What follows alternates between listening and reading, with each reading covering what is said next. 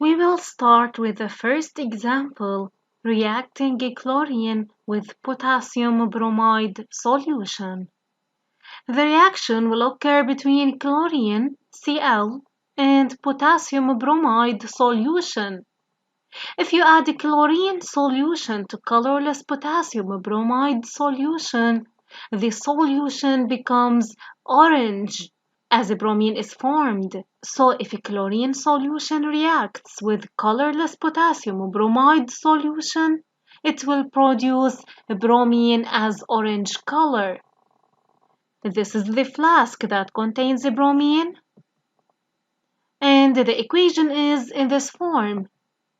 Potassium bromide, the solution is aqueous, plus chlorine, what will it produce? Notice the chlorine will displace because it is stronger than Br.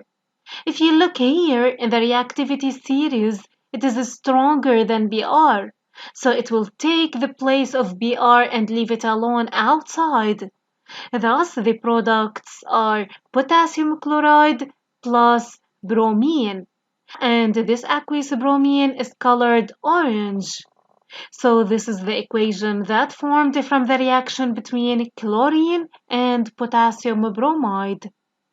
Chlorine is stronger than bromine, so it took its place and leave it outside. Okay? Right. Now let's see the redox reaction of this equation. Bromine, which is Br minus, plus Cl2 produces Cl minus plus Br2. First, we notice that Br minus in the reactants becomes Br2 in the products, right? The minus is removed, thus it loses electrons, so it undergoes oxidation. Unlike the chlorine, chlorine was in the reactant Cl2.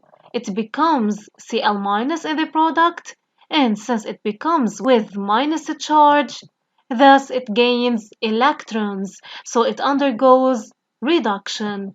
And as I said before, which one is the oxidizing agent?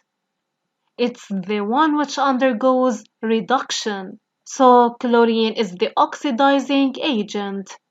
So this was the reaction that occurs between chlorine and potassium bromide.